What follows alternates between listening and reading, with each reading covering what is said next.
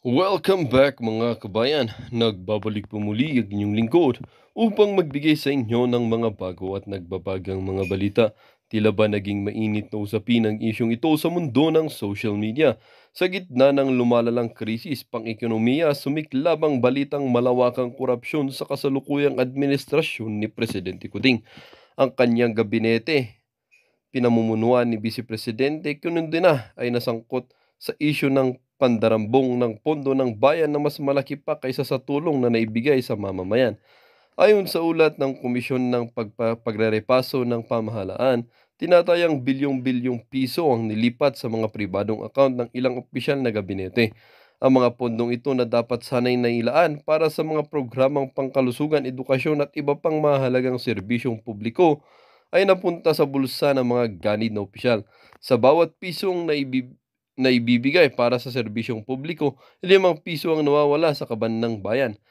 Ani ng isang ani ng isang senador sa kanyang pahayag.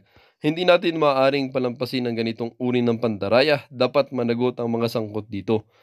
Sa mga nakalap na ebidensya, lumalabas na maraming proyektong pampubliko ang nagkaroon ng overpricing at ghost projects na nagresulta sa paglustay ng pondo.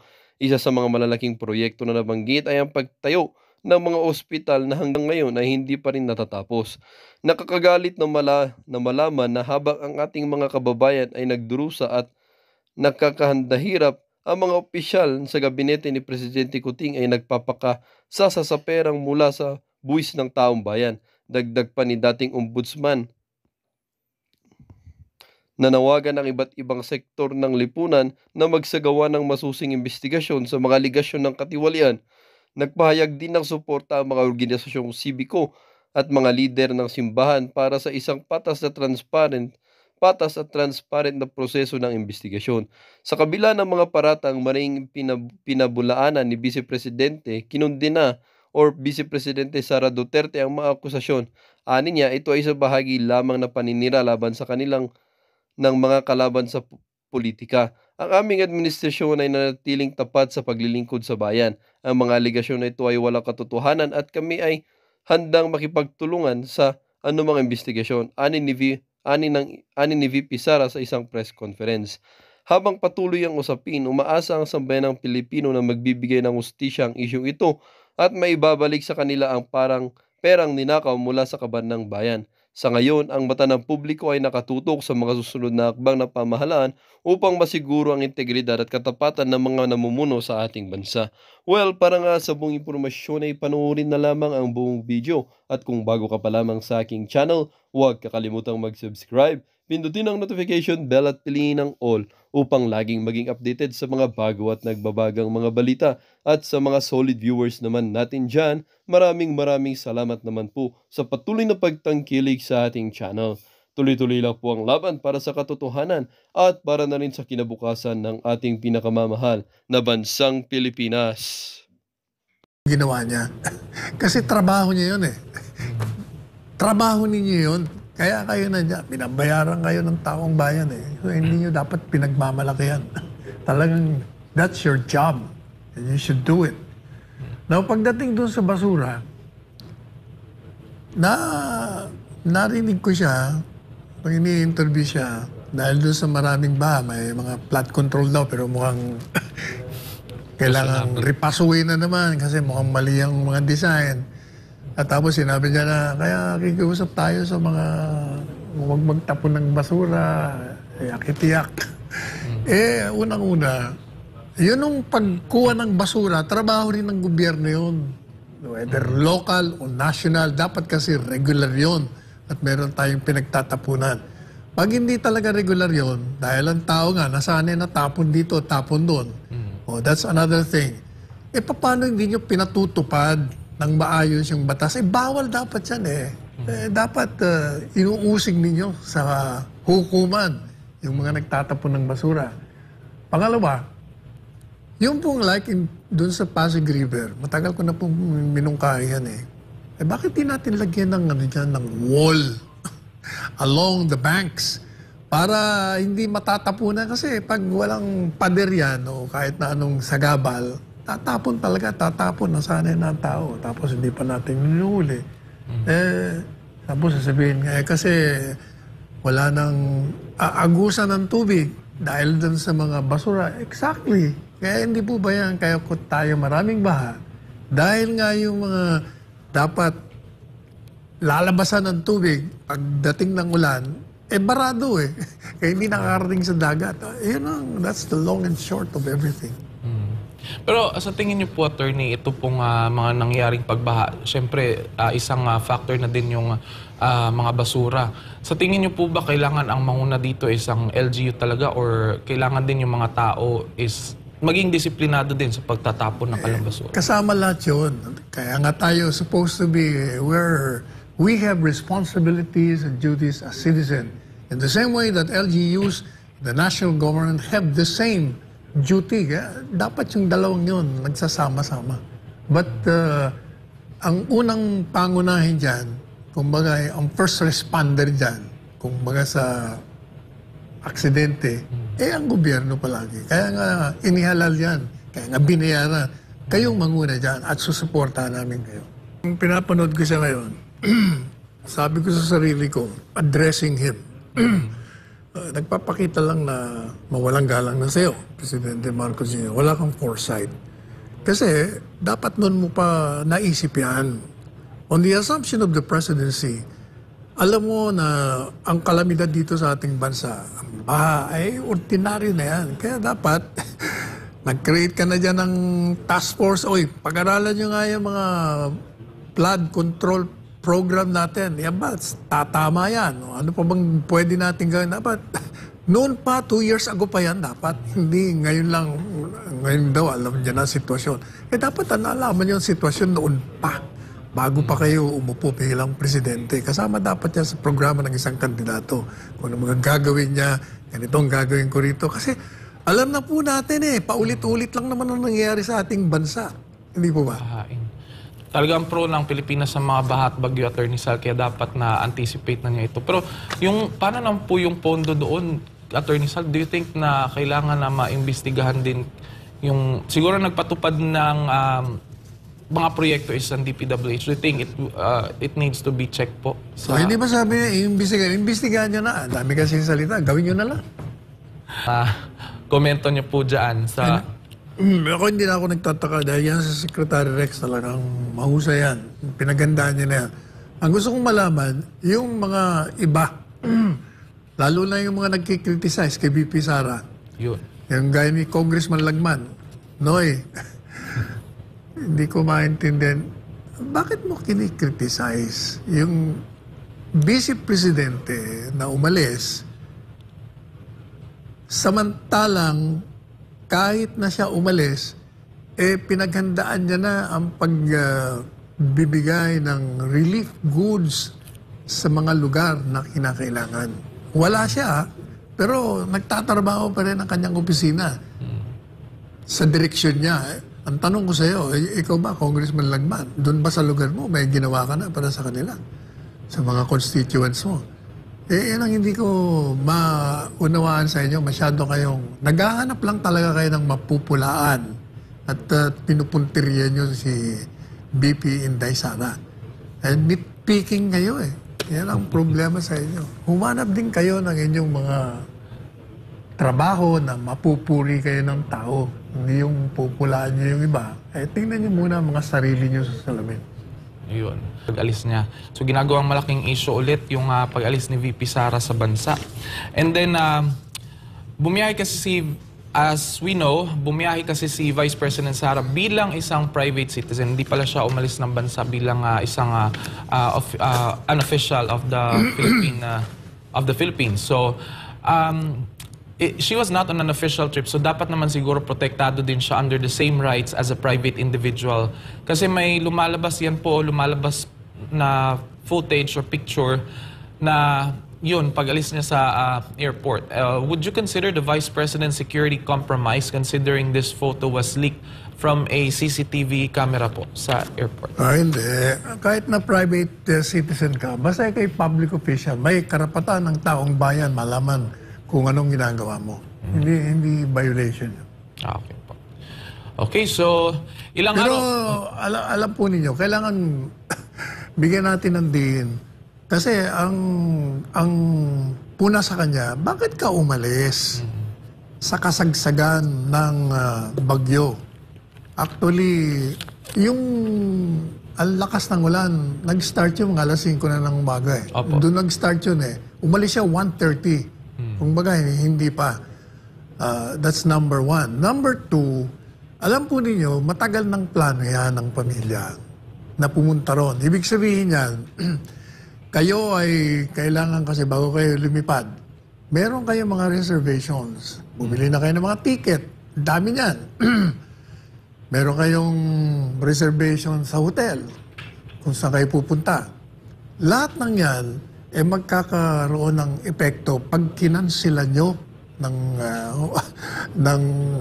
apurahan. Unang-una, yung biyahe nyo. Pag kinansila mo yan, talagang kakaroon ka ng penalty malaki. Ilan ba sila? 6? 3 anak. Tapos 3 matatanda, 6. O biro mo yung penalty yan. Hindi naman yung mga bilyonaryo na kaya nilang bayaran ng mga penalties na ubod ng lalaki. Yung pag kinansel mo yung mga hotel reservations, most likely nabayaran na yan. Kasi may mga hotel na Bayad muna. pag nag-reserve ka, kailangan may bayad ka na. Buti kung i-refund dahil may mga karanasan na po tayo ganyan. So, madalit sabi, hindi sinasadya na nagkaroon ng ganyan. At kahit na nga itinuloy niya, yung trabaho niya bilang vice presidente ay hindi niya po iniwan o tinakasan. Bago pa nangyari yon, she made sure na handa ang kanyang opisina na tumugon sa mga pangangailangan at kailangan gawin. Kagaya nga yan, tingnan niyo yung mga food packs, ready, lahat for distribution. Kung nandito siya, ganun din naman ang gagawin niya. Pero kahit nawala siya, ginagawa. O hindi ba, anong mas maganda? Ikaw'y nandito, gaya ng marami sa inyo nandito, pero wala naman kayong ginagawa. O ikaw'y wala rito, pero yung mga tao mo, dahil sa instruction mo, sa preparasyon mo, ginagawa ang dapat gawin. Sige nga. So yan talaga ang isang batayan ng tunay na leader. Kahit nawala siya or nandyan man siya, ang trabaho tuloy-tuloy. Kaya nga sa interview sa akin ng isang istasyon kahapon, sabi ko, yan ang gayahin ng mga public officials. Yan ang tunay na public servant. Yan. Sa partido upang maipamalas ang pagiging independente ng partido. Ano po masasabi nyo dito, Attorney Sam? No, ang katotohanan niya, matagal nang nawala yan. Wala nga utang na loob dahil tinulungan to ni Presidente Duterte. Siya lang ang hindi umiimik nung binibira ang mga Duterte diyan sa Senado. Kaya dapat, ang alam ko nga dyan, matagal na yan na umalis Ang gulat nga ako, nandyan pa pala siya ngayon. Kaya palagay ko, re-electionista ito. Lahat ng klaseng mga gimmick ginagawa nito para, alam mo, kasama ko yan dati sa kabinete. Pero hindi pa pwedeng tatahimik tayo pag nakikita na mali ang ginagawa ng mga dati mong kasamahan. Kaya tama yun. Umalis ka na dyan at ilantad mo na yung ginagawa mong pagsisip-sip sa mga partidong gusto mong salihan. Definitely, kita mo, wala siya sa senatorial lineup ng PDP. Noon pa, wala na yan. Kasi nga, alam niya na siguro ang feeling niya, wala na naman to sa kapangyarihan So, dito na lang ako sa kabila. O yan ang klaseng politiko yan. Pero yung mungkahin ni Senator Robin Padilla, Attorney Sal, di ba posible naman din po na maglingkod sa Senado kahit may posisyon ka while nasa partido ka, di ba? Ano nga tingin nga, nag-traidor ka na nga sa mga bilang miyembro Hindi mo na nga ginawa yung dapat mong tungkulin bilang miyembro ng PDP laban na pinagtatanggol mo. At dapat pagtanggol lang ng si Presidente Duterte dahil wala namang maling ginawa. Pero tahimik siya. Tsaka nung chairman siya ng Senate Committee, sa halip na bigyan niya ng katarungan yung mga dun sa Sugar Regulatory Board, di ba? Gusto niya pa ipademanda at kung ano-ano pang mga paghahatol na ginawa niya na may kasalanan, so dapat i-anti-grab. Hindi ba napahiya siya dahil inabsuelto ng Presidente Marcos Jr. yung mga dinidemanda niya. Talagang ginagawa yan dahil malapit na eleksyon.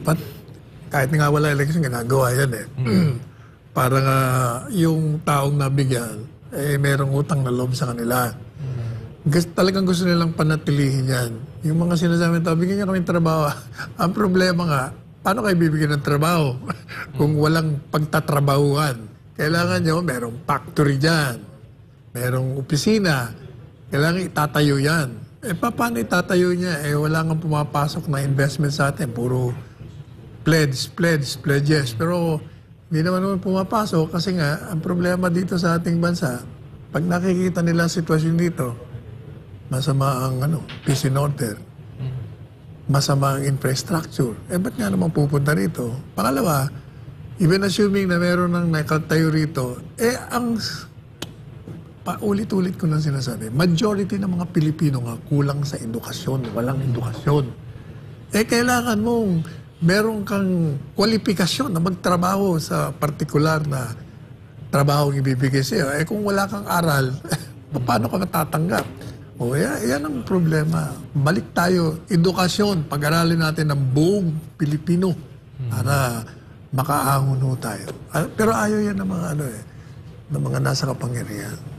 They want to maintain the ignorance of majority of the Filipinos so that they can remain in power for as long as they want. At hindi yung iba na hanap ng mapupuna. Wala man silang ginagawa. Oo. Ilang araw matapos manumpa bilang Pangulo or bagong Pangulo ng Partido Demokratiko Pilipino o PDP ay pinagbibitiw ngayon ni Senator Robin Padilla sa Senator Francis Tolentino sa nasabing political party. Ito ay mungkahin ni Senator Padilla sa isang liham kay Senator Tol para matutukan niya ang mabigat na dagdag na tungkulin bilang bagong majority or Senate Majority Leader. Ayon kay Senator Robin, buo naman ang tiwala niya sa kwalifikasyon at karanasan ni Senator Tolentino para maging mahalagang bahagi ng liderato sa Senado. Sa kasalukuyan, si Tolentino ay Vice President for Luzon ng PDP. At ani Padilla, nakakatulong or makakatulong din ang pagbitiw ni Tolentino. Well, the usual story about Marikina, bumaha, sumobra ang baha, maraming na-evacuate. But okay naman ang liderato ni Mayor Teodoro. Natugunan niya, nabigay niya ng katugunan ng mga madaliang pangangailangan ng mga residente ng Marikina. Ayan. At umupaw na ang bahay. Buong gabi walang ulan. Oo, kasi dati Attorney Sal, nababalitaan natin, pagdating sa mga pag-ulan, pagbaha, ang una talagang tinatamaan is yung Marikina City. At ngayon, sa panahon or sa panunungkulan ni Mayor Marcy Teodoro, nakita natin yung improvement pagdating sa flood control kasi kung bumaha bigla naman or humuhupa rin naman pagkatapos ng ilang oras. Yan ang problema, yung hindi malaman natin kung bakit yung flood control hanggang ngayon ay hindi, although sa Marikina, malaki na pinagbago ng Marikina, malaking gawa ni Mayor Teodoro noon. Kasi every day akong dumaraan doon sa main road, ilang buwan na nire-rota ang traffic kasi naglagay siya ng dambuhalang drainage system. Pero ang alam mo, ang maraming nakapansin, kasama na ako doon sa speech sa SONA, yung talumpati ng Pangulong Ferdinand Marcos Jr., tinalakan niya At sinasabi niya among the achievements that he presented to the public was ilang libo daw na irrigation drainage system ang nagawa ng gobyerno. Yun sasabi lang biglang bumaha ang buong mundo, ang buong Pilipinas, lalo na Metro Manila. So kaya parang nasaan yun? Nasaan yung sinasabi mo? Yun ang sabi na hindi tumutugma yung sasabihin. Kaya nga sinabi ko noon ayokong makinig, gusto kong makita. Ayan, Attorney. At dahil dyan sa sinabi niyo po, nakaka-relate din ang ating mga netizen. Dahil po, tila sinampulan agad ng mga ipinagmamalaking proyekto ni President Marcos Jr. sa kanyang SONA nitong Lunes, partikular na mga natapos umanong flood control projects. Ang tanong, epektibo kaya ang naturang mga proyekto? Narito ang aking report. Sa pagpihit ng panahon, ang hagupit ng La Nina at mga matinding pag-ulan naman ang ating binabantayan at pinaghahandaan. Mahigit 5,500 flood control project ang natapos na at marami pang iba ang kasalukuyang ginagawa sa buong bansa. Inulan ng batikos mula sa netizen ang naturang pahayag ni Bongbong Marcos Jr. sa kanyang ikatlong sona noong Lunes. Ayon sa Pangulo, libo-libong flood control project ang natapos sa kanyang 2 taon sa panunungkulan. Pero ang naturang proyekto ay tila hindi ramdam dahil sa epekto ng malakas na buhos ng ulan dulot ng habagat at bagyong Karina. Tanong ng ilang netizen, nasa na daw ang flood control projects na natapos? Habang ang isang ito, ngayon lang daw nila ulit nakita ang ganitong pagbaha sa Metro Manila makalipas ang ilang taon. Parang wala din daw aniyang pinagbago ang matinding pagbaha. Miyerkules ng umaga, bumungad sa maraming residente sa Metro Manila at karatig probinsya ang mataas na tubig baha dahil sa walang humpay na pag-ulan. Karamihan naman sa mga apektadong residente natakot na maulit ang nangyari noong 2009 kung saan maraming lugar sa Metro Manila ang nalubog sa baha dahil sa bagyong Ondoy. Para sa Diyos at sa Pilipinas kong mahal, Carlo de la Peña, SM9 News. Ayun, Attorney Sal, yun yung mga reaction na ating ilang mga netizen doon sa naging pahayag ni Pangulong Bongbong Marcos Jr. related sa ating flood control projects. So, that should tell the administration kulang na kulang pa ang ginagawa nito pagdating sa mga flood control projects. Dagdagan pa. Maging masigasig sila. ayun.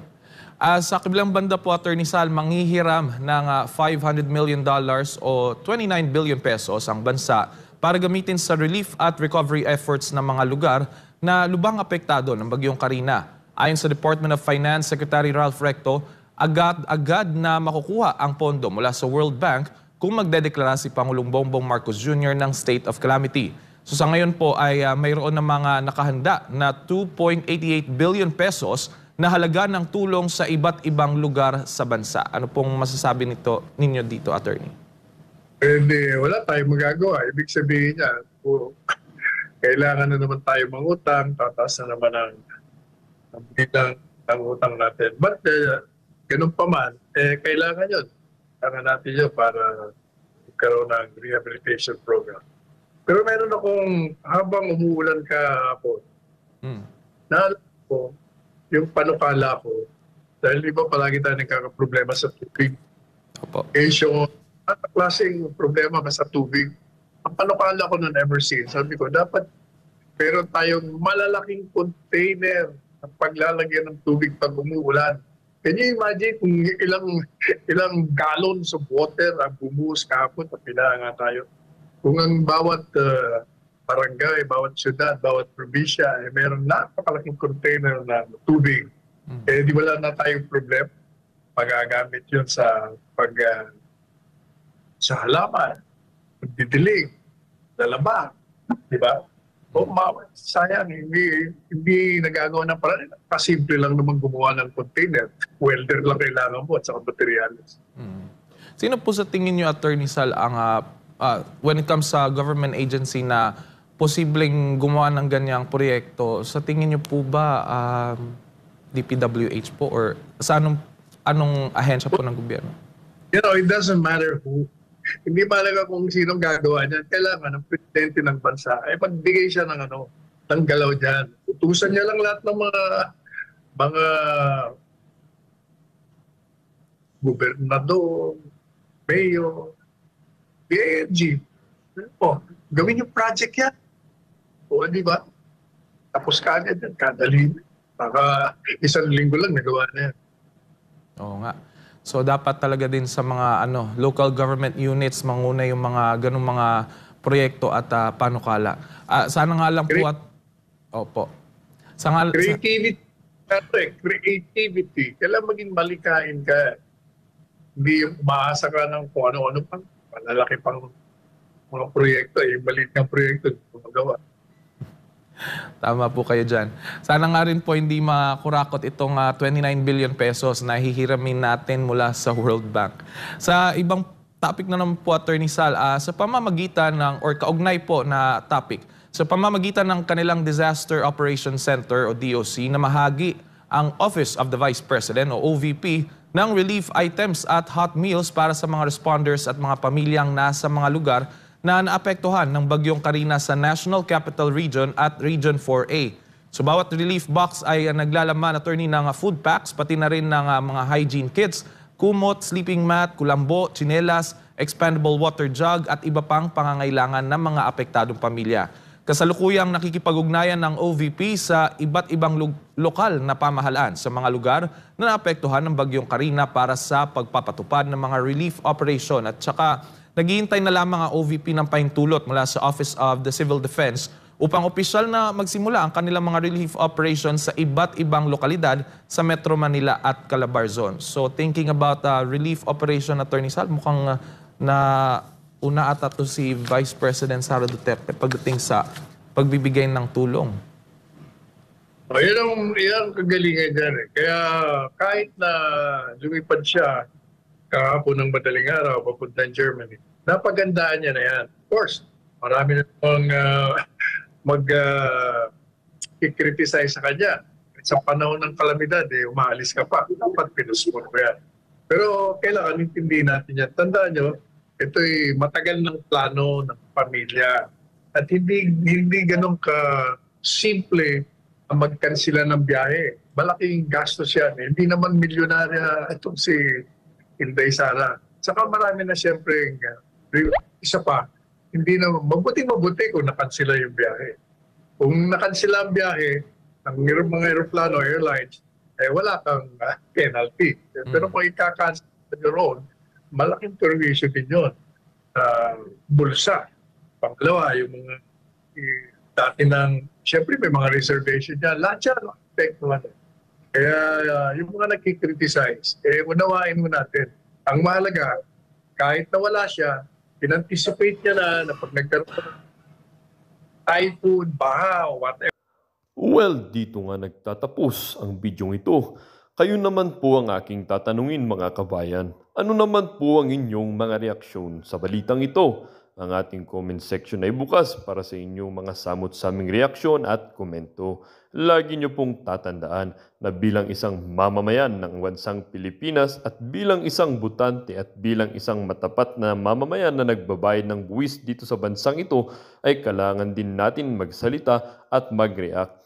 Huwag kakalimutan, do not let your thoughts left unspoken. As citizen of this country, your thoughts matters. Muli po, kung bago ka pa lamang sa aking channel, huwag kakalimutang mag-subscribe at pindutin ang notification bell upang laging maging updated sa mga bago at nagbabagang mga balita.